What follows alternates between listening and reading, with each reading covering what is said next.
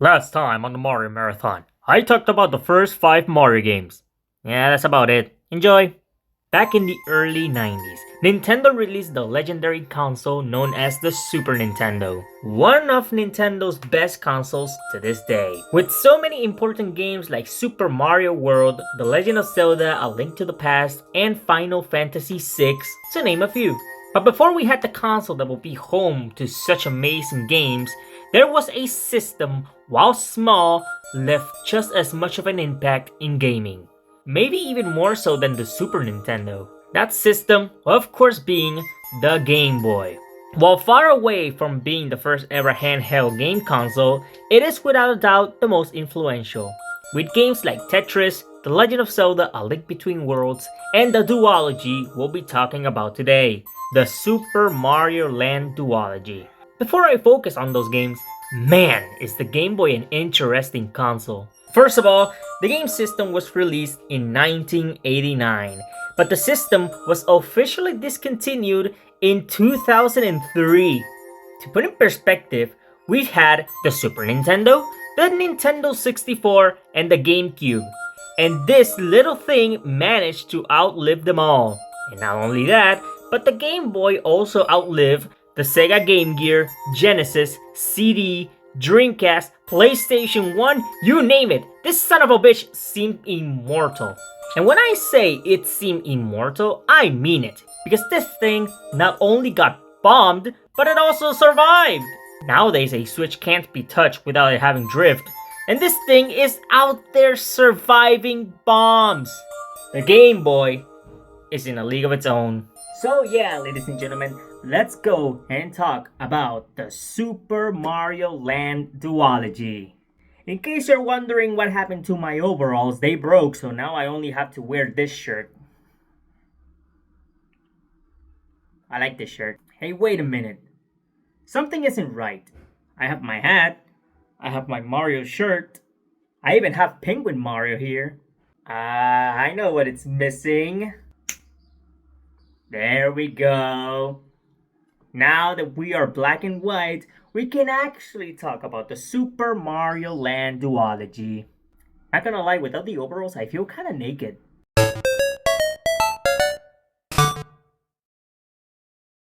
Super Mario Land, the third launch title in the series, at least in Japan. Americans didn't get this game for a couple more months, and the game is kind of a weird one. It's the status quo in terms of gameplay. It is a 2D platformer and you defeat enemies the same way as in the others.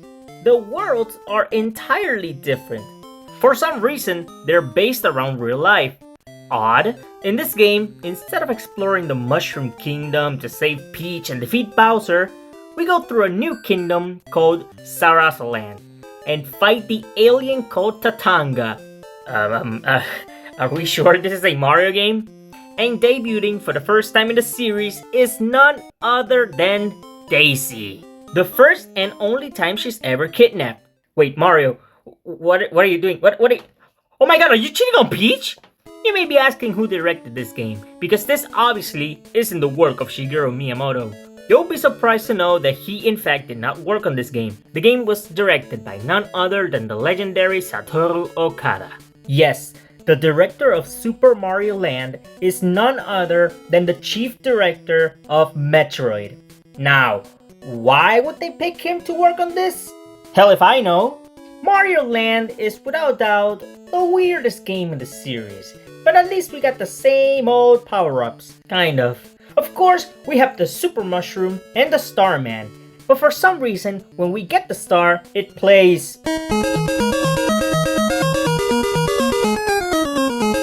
Speaking of weirdness, we get a semi-new power-up, the Super Ball Flower. Yep, we don't get the Fire Flower in this game. Well, what can I say about the Super Ball? It shoots a ball. Yep, just one. We can get coins with it. It bounces all over the place, making it hard to kill enemies, and yeah, no, this power-up sucks. Sorry to all 3 Super Ball fans, but hey, at least you got it good with Super Mario Maker 2. Speaking of things that suck, man, these controls are not it. Usually when it comes to these games, I don't complain too much, but holy crap, these controls are pretty bad.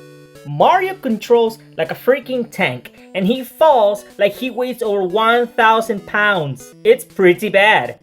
Thankfully, the level design was built with these controls in mind, making this game not as frustrating as it could have been.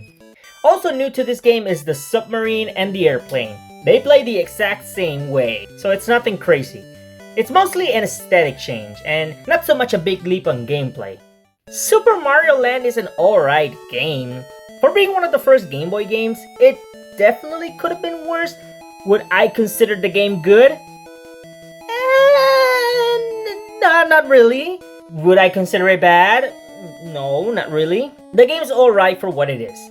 A game you only play whenever you're on the go.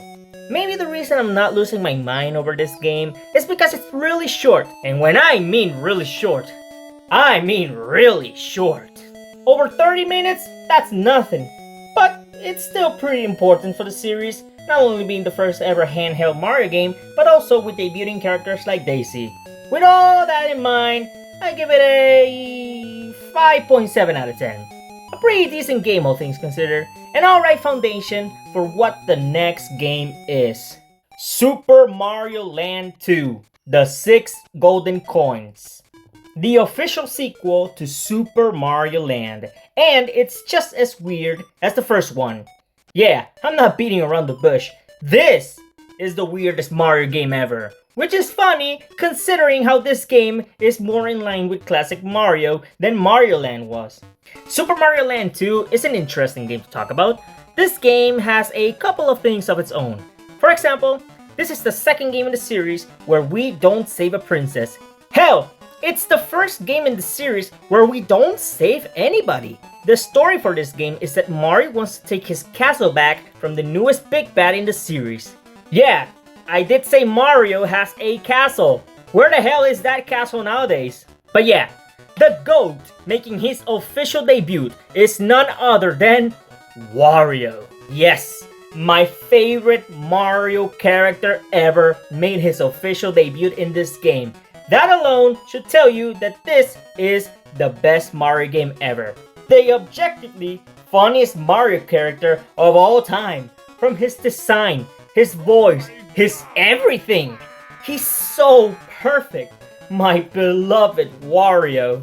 Oh yeah, I was supposed to talk about the game. So yeah. Super Mario Land 2 brings back the map. Unlike Super Mario Bros. 3 and Mario World, you go to any area of the game in no particular order, making this game, despite being a 2D Mario game in the early 90s, not linear. And the worlds, they're pretty creative. Tree Zone, the world with a lot of platforming and giant insects. It's a pretty neat zone, one of my favorites in the game. Space Zone, technically the first ever Mario game where you get to go to space. Yeah, this game has Mario Galaxy beat by 15 years. That's actually pretty crazy. A neat world, really floaty and fun. Macro House. Have you ever wanted to be inside of a giant house? Well, you're in luck! This place is huge, and if you know me, I like when my Mario levels have me be a small insect for the majority of the world. It's pretty fun. Pumpkin Zone. Look at that! A Halloween themed course! I knew this game was perfect for this month. It's pretty alright. I like some of the enemy designs. They're pretty cute in a morbid kind of way. Not one of my favorite worlds, but it's okay, I guess. Mario Zone. Man, what a narcissist. For real though, this world is pretty decent. I do wish we got to see some Mario-like enemies. Ones that try to bounce on you, or they have a fire flower. That would have been pretty cool. Instead, we have a world that is pretty much alright. Turtle Zone. A turtle eats us, and inside its belly, there's a submarine and a whale? Just how big is this thing? This is my least favorite world in the game. Guess why? If you said it's because there's a lot of water levels, then ding ding ding ding ding ding, you guessed correctly. Thankfully, the levels are short, meaning that I don't have to spend too much time in them. And the final area of the game, Wario's Castle. This level is big. At least for this game's standards. You'll dodge a lot of things until you reach the man himself. The final boss is easy, but satisfying enough, I suppose. Wario kills himself, and we beat the game. Epic! Like I mentioned, Mario Land 2 is closer in gameplay to the first 5 Mario games, and that also goes for its power-ups. You have the Super Mushroom and the Starman, but making its return is none other than the Fire Flower. If it ain't broke, don't fix it, am I right? Now, why is Mario wearing a feather in his hat? Well, you can see color in this game, so this makes sense. But we also have a new power-up, the Carrot. Unlike the Super Ball from Super Mario Land, the Carrot is an actual good power-up. Mario gets some bunny ears and can float around. It's a pretty neat power-up, even if it ain't nothing crazy. And speaking of not crazy, the controls. The controls were vastly improved from the first game. Mario doesn't control like a tank, and it also has a nice feeling. That's how you do a second game, Lost Levels. Yeah, but remember when I said the Mario World boss fights are the easiest and most pathetic collection of bosses in the series? Well, I would like to apologize to that game because this game is filled with the worst boss fights in the franchise. And it's not even a contest. Take a look at this crap.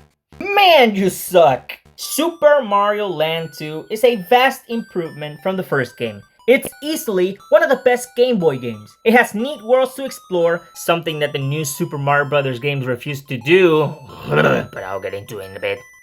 The levels may be short, and the bosses may suck. But with cool worlds, decent controls, and the introduction of Wario, we got a Mario game that is both super important to the series, but also pretty underrated all things considered. If it wasn't for this game, we wouldn't have the Wario Land and WarioWare series. So for that alone, I consider it goated. But for real though, Super Mario Land 2 is still a good game over 30 years later. And it's a game that has shockingly aged pretty well for a Game Boy game. I give it a 7 out of 10. Now, it's such a shame that I can't talk about the Wario Land series, but I'll just say this, that is one of my favorite video game franchises ever. Wario Land 4, one of my favorite games ever too. Oh, why can't I talk about those games? And with that, ladies and gentlemen, we finished the Mario Land Duology. Have they aged great? Only the second game. For Game Boy titles, they're not that bad. However, I recommend you playing on modern hardware. But now, we are going with the game that changed everything for the Mario series. One of the most influential video games of all time. The one and only Super Mario 64. About damn time. Man, I really wish I could talk about Wario Land though. So yeah, I'll see you guys next time when we talk about Super Mario 64. Sayonara, freakers. No puede ser que se me haya olvidado ponerme la gorra esta. Ay, Dios mío. Bye bye. ¿Cuál es el punto de ponerme la gorra si ya se terminó de grabar esta mierda?